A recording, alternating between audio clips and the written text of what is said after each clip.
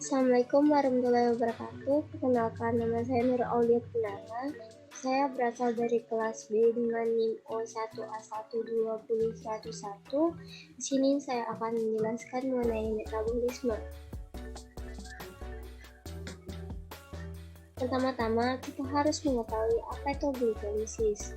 Glikolisis berasal dari kata glukosa dan lisis, yaitu pemecahan adalah serangkaian reaksi yang mengubah glukosa menjadi dua molekul berupat.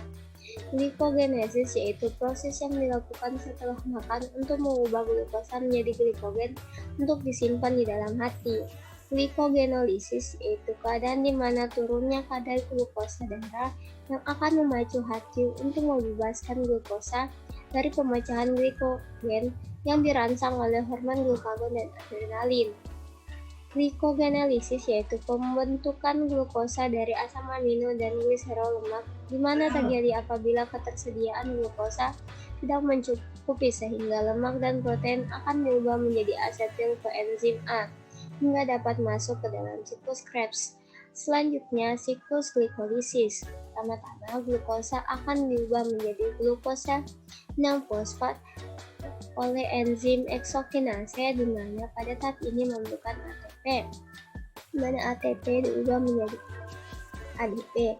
Selanjutnya, glukosa 6-fosfat akan diubah menjadi fruktosa 6-fosfat, di mana fruktosa 6-fosfat akan diubah lagi menjadi fruktosa 1,6 difosfat, di mana pada tahap ini untuk kedua kalinya memerlukan ATP.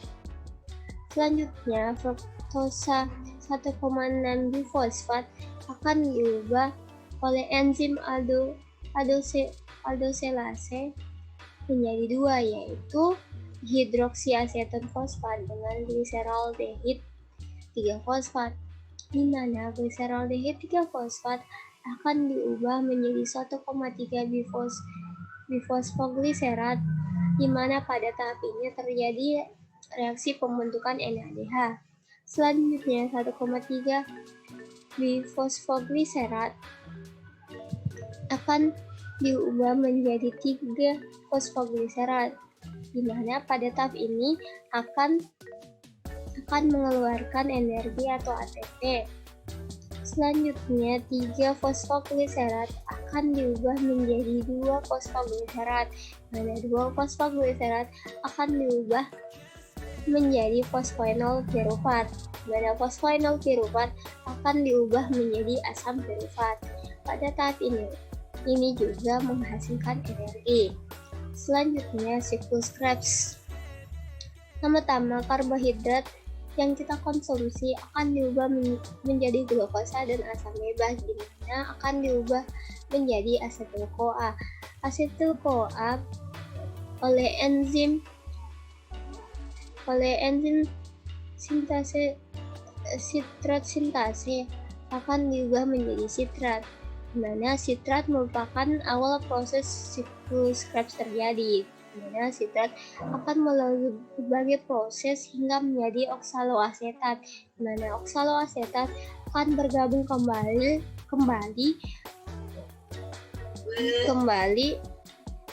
ke asetil-CoA hingga siklus akan berlangsung secara terus-menerus. Hasil proses dari siklus Krebs yaitu FADH dan NADH, di mana FADH dan NADH akan masuk ke transfer elektron, di mana akan diubah menjadi ATP atau energi. Selanjutnya, transfer elektron. Pada transfer elektron, NADH dan FADH akan diubah menjadi ATP atau energi. Akan tetapi, NADH memiliki molekul yang tinggi sehingga diperlukan pelepasan H+ sebanyak 3 kali. Sehingga NADH memiliki 3 ATP dan FADH memiliki 2 ATP. Selanjutnya, metabolisme karbohidrat, lipid, dan asam amino. Pertama-tama, karbohidrat akan diubah menjadi glukosa, di mana glukosa akan masuk ke dalam proses glikolisis mana menjadi glukosa hingga akan masuk ke dalam siklus Krebs. Lalu protein akan diubah menjadi asam amino di mana akan melalui proses deaminasi menjadi NH3 di mana akan menjadi urea dan akan dikeluarkan dalam bentuk uren. Selanjutnya menjadi asam keto di mana akan masuk ke dalam proses glikolisis akan menjadi piruvat dan sebagian akan masuk langsung ke dalam siklus Krebs. Selanjutnya lemak akan diubah menjadi dua yaitu gliserol di mana akan masuk ke glikolisis akan menjadi gliseraldehid 3 fosfat dan yang lainnya akan menjadi asam lemak akan melalui proses beta oksidasi dan akan menjadi asetil CoA hingga masuk ke siklus Krebs. Selanjutnya glikolisis aerob. Glikolisis aerob ialah perubahan glukosa dengan bantuan oksigen dengan melewati beberapa tahap seperti DO atau dekarboksilasi oksidatif, siklus Krebs, dan transfer elektron, di mana proses dari glikolisis aerob berupa 36 molekul ATP per molekul glukosa.